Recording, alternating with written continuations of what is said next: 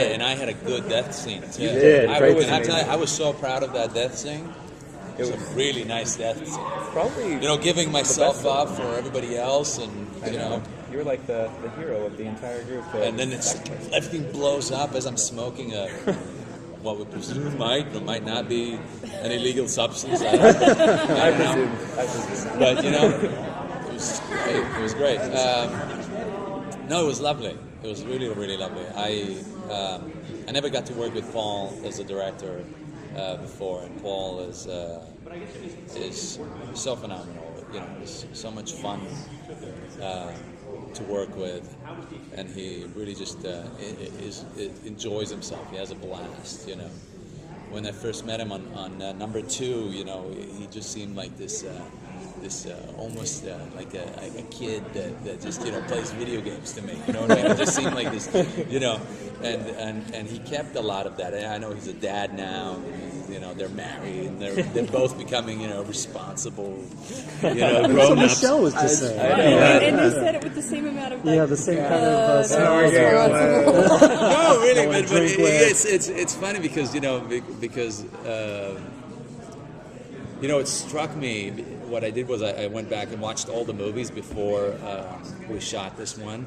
So I watched from 1 all the way to number 4, and it's amazing to watch Mila kind of gracefully age from number 1, because number 1 she looked like so this young, teenager, just like this young baby girl, and then all of a sudden number 4 she's like this beautiful, elegant, almost mature woman, and number 5 more so, So there is an aspect of that.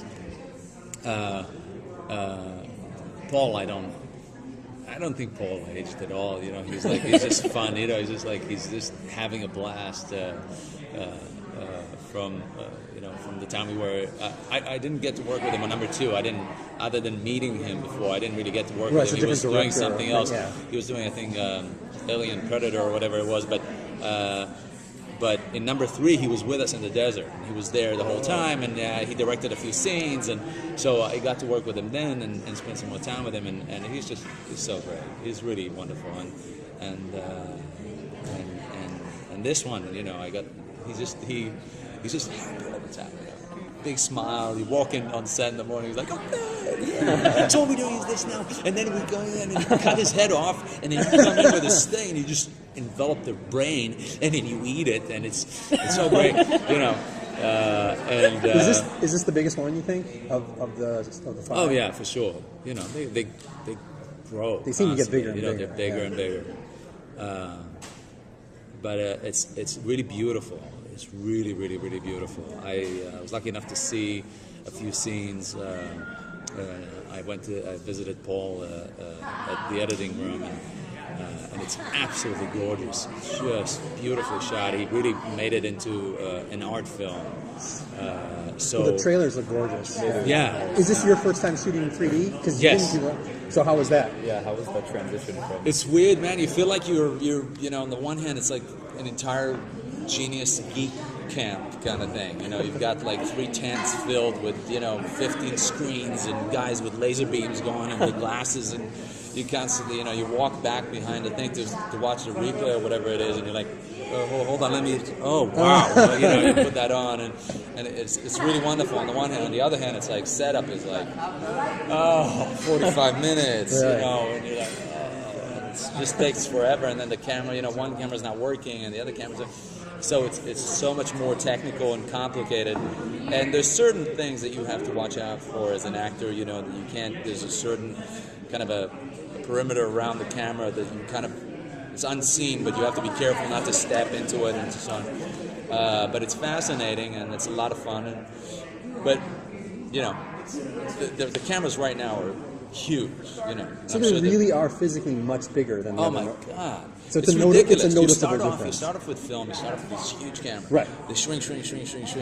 All of a sudden, you got a guy running with a steady cam, and the camera's about this big, and the film on it is, running, and you got to change Like a little the bigger than mags this, on all right. the rest of it.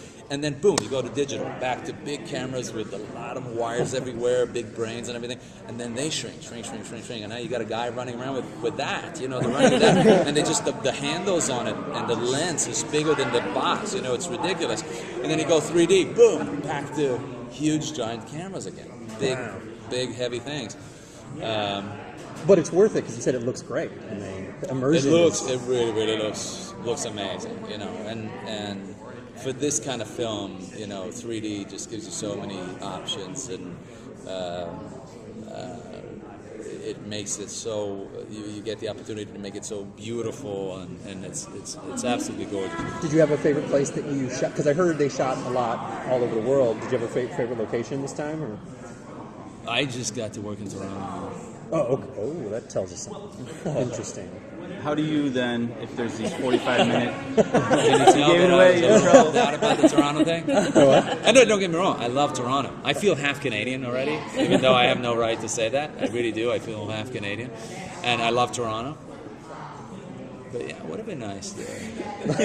If there are these long delays between setups, how do you keep yourself focused on that scene or what your character is doing? How do you... Oh, Do you I have don't any know. techniques, It's we just hang out and laugh and all the rest of it. So you just and let then it Mila go. shows You up don't with. try to stay amped up and... Oh God, no. I mean, you can't stay amped up in a Wear movie yourself anyway out. because you'll wear yourself out after a day. Yeah. No, you just you chill out. We go, we travel, we do things. We go somewhere where we'll eat together, we'll laugh together, we'll go play with some kind of ridiculous gun or whatever it is that they have, and Mila tweets, and so she walks around constantly with her iPhone filming everybody and taking pictures and things, and it's fun. We all. I mean, me, it was ridiculous. It was like a going home kind of thing. I had people on set, crew that I've worked with from The Mummy in Morocco to UC Undercover in Vancouver to V in Vancouver to a movie I shot in Regina to Covert Affairs to Resident Evil 2. That's gotta be I mean, cool. it was just crazy. I've had people that I've worked with from everything over there, and it that was fun. It's like we all grew older, and it's fun. So you've done, you've played villains, you've played heroes, you've played sort of both at the same time. What do you prefer in your career? What do you have more fun doing? I gotta say that playing villains, there's something that's a lot of very attractive about that, because it's